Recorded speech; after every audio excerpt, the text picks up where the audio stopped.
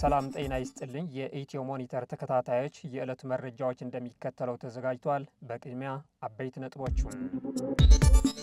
የምክክር ጉባኤ ተሳታፊዎች በተመደቡበት አጀንዳ ላይ መመካከር መጀመራቸው የሀገራዊ ምክክር ኮሚሽን አስታወቀም።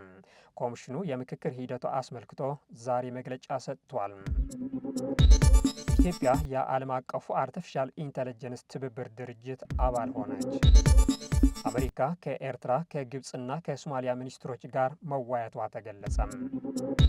የኢራን ጠቅላይ መሪ ሀገራቸው ለአሜሪካ የማይረሳ ትምህርት ማዘጋጀቷ ተናገሩም።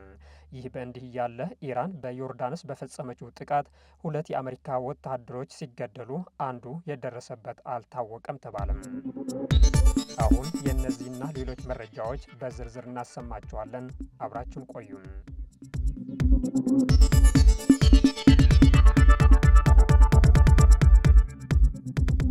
የምክክር ጉባኤ ተሳታፊዎች በተመደቡበት አጀንዳ ላይ መመካከር መጀመራቸው የሀገራዊ ምክክር ኮሚሽን አስታወቀም። ኮሚሽኑ የምክክር ሂደቱ አስመልክቶ ዛሬ መግለጫ ሰጥቷል። የሀገራዊ ምክክር ጉባኤ ተሳታፊዎች በተመደቡበት አጀንዳ ላይ በዛሬው ዕለት መመካከር ጀምረዋል አለ የኢትዮጵያ ሀገራዊ ምክክር ኮሚሽን። የኢትዮጵያ ሀገራዊ ምክክር ኮሚሽነር አምባሳደር መሐሙድ ድሪር በዛሬው ዕለት በሰጡት መግለጫ ዛሬ የተጀመረው ሂደት የምክክሩ ቁልፍ አካል መሆኑን አመልክቷል። ተመካካሪዎች በንዑስ ቡድኖች ተከፋፍለው በተመደቡበት አጀንዳ ላይ መመካከር መጀመራቸው ኮሚሽነሩ ገልጿል። የተጀመረው የምክክር ሂደት ተመካካሪዎች ሀሳባቸውን የሚያንሸራሽሩበትና የሌሎችን አመለካከት የሚያደምጡበት ቁልፍ ምዕራፍ መሆኑን ነው የገለጹት። ተመካካሪዎቹ በተመረጡት አጀንዳዎች ላይ ተመድበው የቅድመ ምክክር ውይይቶች፣ ትውውቆች እንዲሁም በምክክሩ የአሰራር ስርዓቶች ላይ በቂ ግንዛቤ ወስደዋል ብሏል። በዚህ መሰረት በዛሬው ዕለት ተመካካሪዎች በንዑስ ቡድኖች በመከፋፈል በተመደቡበት አጀንዳ ላይ መመካከር ጀምሯል። በአንድ አጀንዳ ላይ 500 ተመካካሪዎችን የያዘ አብይ የስራ ቡድን መዋቅሩን ጠቅሶ በእነዚህ አብይ ቡድኖች ስር እያንዳንዳቸው 50 ተመካካሪዎች ያላቸው 10 ንዑስ ቡድኖች መኖራቸውን ጠቁሟል።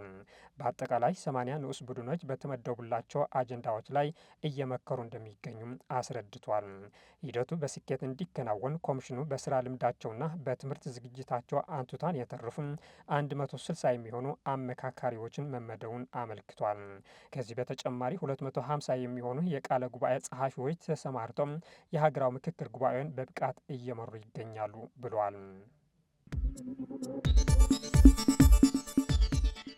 ኢትዮጵያ የዓለም አቀፍ አርቲፊሻል ኢንተለጀንስ ትብብር ድርጅት አባል ሆነች። የዓለም አቀፉ አርቲፊሻል ኢንተለጀንስ ትብብር ድርጅት የምስረታ ስምምነት በሻንጋይ መፈረሙን ተከትሎም ኢትዮጵያ የዓለም አቀፍ አርቲፊሻል ኢንተለጀንስ ትብብር ድርጅት ከሆኑት 29 መስራች ሀገራት አንዷ መሆኗን የኢኖቬሽንና ቴክኖሎጂ ሚኒስቴር አስታወቀም። ሚኒስትሩ እንደገለጸው ስምምነት የተፈረመው ሐሙስ ዕለት የ2018 የዓለም አቀፍ አርቲፊሻል ኢንተለጀንስ ኮንፈረንስ ከመጀመሩ አስቀድሞም በተካሄደው ይፋዊ ስነ ስርዓት ላይ ሲሆን ይህ በአርቲፊሻል ኢንተለጀንስ ዙሪያ ለዓለም አቀፍ ትብብር የሚሰራውን አዲሱን ዓለም አቀፍ ድርጅት መመስረቱን ያበሰረ ነው። እንደ ሚኒስትሩ ገለጻ ዋና መስሪያ ቤቱን በሻንጋይ የሚያደርገው በአርቲፊሻል ኢንተለጀንስ ዘርፍ ዓለም አቀፍ ትብብርንና ዓለም አቀፋዊ አስተዳደርን ለማሳደግ የሚተጋ ራሱን የቻለ ዓለም አቀፍ መንግስታዊ ያልሆነ ድርጅት ሆኖ ይንቀሳቀሳል። ድርጅቱ የተባበሩት መንግስታት ድርጅት ቻርተር መርሆችን በተከተለና ሰብአዊ እሴቶችን ማዕከል ባደረገ መልኩ የኤአይ ልማት ጠቃሚ፣ አስተማማኝ፣ ደህንነቱ የተጠበቀ ሁሉንም ያካተተና ፍትሐዊ ሆኖ እንዲቀጥል ለማድረግ ያለመ ነው። በስነ ስርዓቱ ላይ የቻይናው የውጭ ጉዳይ ሚኒስትር ዋንግ ዩ ስምምነቱን በቻይና ስም የፈረሙ ሲሆን የተባበሩት መንግስታት ድርጅት ዋና ጸሐፊ አንቶኒዮ ጉተሬዝም በስነ ስርዓቱ ላይ መገኘታቸው ሚኒስትሩ ገልጿል። የኢትዮጵያ ተሳትፎ ሀገሪቱ ለአርቲፊሻል ኢንተለጀንስ፣ ለዲጂታል ሽግግርና ለዓለም አቀፍ የቴክኖሎጂ ትብብር ያላትን ቁርጠኝነት የሚያሳይ መሆኑን የጠቀሰው ሚኒስትሩ እንደ ዲጂታል ኢትዮጵያ 2025 ስትራቴጂ፣ ዲጂታል ኢትዮጵያ 2030 ስትራቴጂና የብሔራዊ አርቲፊሻል ኢንተለጀንስ ኢንስቲትዩት መቋቋምን የመሰሉ ተነሳሽነቶችን በምሳሌነት አንስቷል። እንደ ሚኒስትሩ መረጃ ቻይና ሁሉንም ያካተተ የኤአይ ልማትን ለማሳደግና በተለይም በደቡባዊ የዓለም ክፍል ለሚገኙ ሀገራት ያለውን ዓለም አቀፍ የአርቲፊሻል ኢንተለጀንስ ልዩነት ለማጥበብ እንዲረዳ የWAICO መቋቋምን ለመጀመሪያ ጊዜ የሀሳብ አቅራቢነት ያነሳችው በሐምሌ 2017 እንደነበረም ተጠቁመዋል።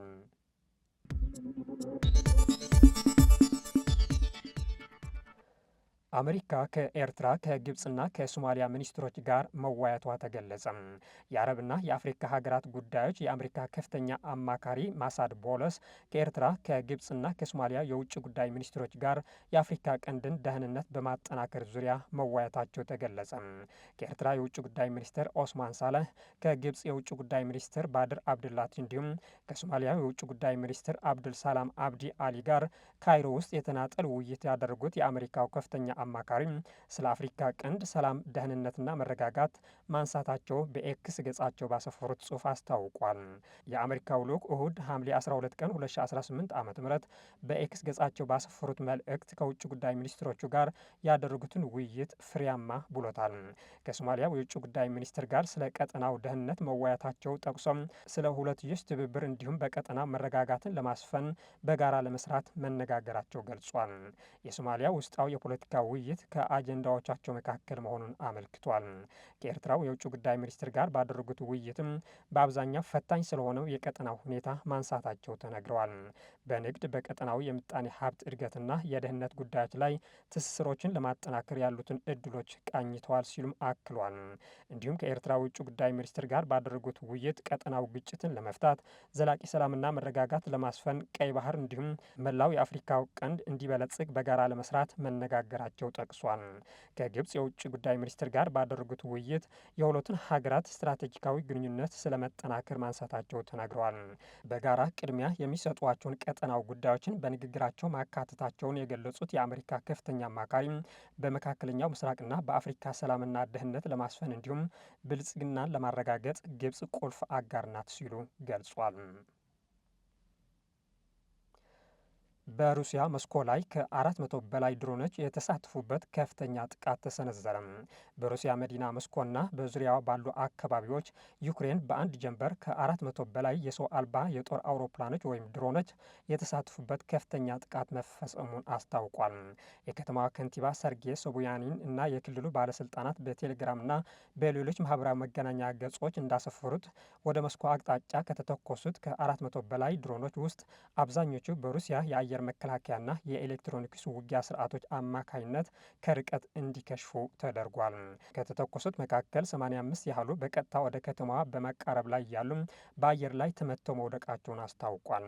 በሞስኮ በጥቃቱና በወደቁ የድሮን ስብርባሪዎች ምክንያት ቢያንስ 10 ሰዎች የቆሰሉ ሲሆን ከእነዚህ መካከል የውጭ ሀገር ዜጎችና ህጻናት ይገኙበታል ተብሏል።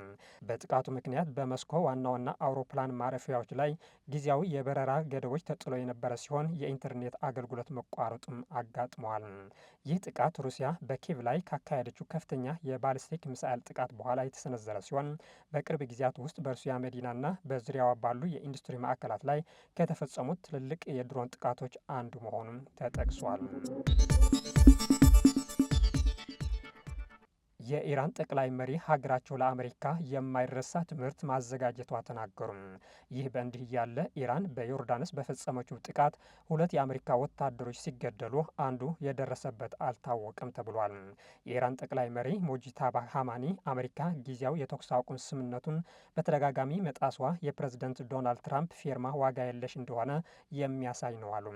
በአሜሪካና እስራኤል ጥቃት የተገደሉትን አባታቸውን ተክተው ስልጣኑን ከተቆጣጠሩት አንስቶም እስካሁን በይፋ ያልታዩት ጠቅላይ መሪው ይህንን ያሉት በጽሁፍ ባወጡት መግለጫ ነው።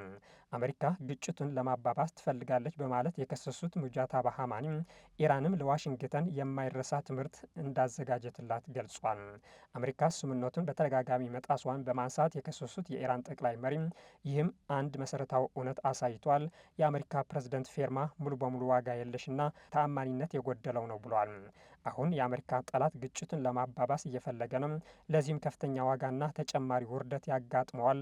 የተከበረችውን ሀገር ኢራንና የሬዚስታንስ ግንባር የማይረሳ ትምህርት እንዳዘጋጁለት ሊያውቅ ይገባል ሲሉም በቴሌቪዥን በተነበበው መግለጫ አስጠንቅቀዋል።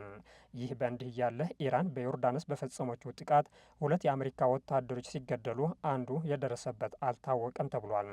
ኢራን አርብ ዕለት ዮርዳኖስ ውስጥ በፈጸመችው የባሊስቲክ ሚሳኤልና የድሮን ጥቃት 2 የአሜሪካ መከላከያ ሰራዊት አባላት እንደተገደሉና አንዱ ደግሞ እስካሁን የደረሰበት እንደማይታወቅ የሰራዊቱ ባለስልጣናት ገለጹ። 4 የአሜሪካ ወታደሮች ለሕክምና ዮርዳኖስ ውስጥ ወደሚገኙ ሆስፒታሎች ከተወሰዱ በኋላ እርዳታ አግኝተው መውጣታቸውን የአሜሪካ ጦር ማዕከላዊ እዝ ሴንትኮም አስታውቋል። የአሜሪካ ወታደራዊ ባለስልጣናት የተገደሉትን ወታደሮች ማንነት፣ የጥቃቱን ዝርዝር መረጃ እንዲሁም ክስተቱን ያጋጠመበትን ትክክለኛ ቦታ ይፋ አላደረጉም። ይሁን እንጂ ቅዳሜ ምሽት የአሜሪካ ጦር በፕሬዝደንት ዶናልድ ትራምፕ ትዕዛዝ ኢራን ላይ ሌላ ዙር ጥቃት መፈጸሙን ማዕከላዊ እዙ አስታውቋል። ለስምንተኛ ተከታታይ ምሽት የተፈጸመው ጥቃት ኢራን በሆርሙዝ ወሽመጥ የሚጓዙ የንግድ መርከቦች ላይ ያላትን ስጋት የመፍጠር አቅም ይበልጥ ለማዳከም ያለመ እንደሆነ እዙ ገልጿል።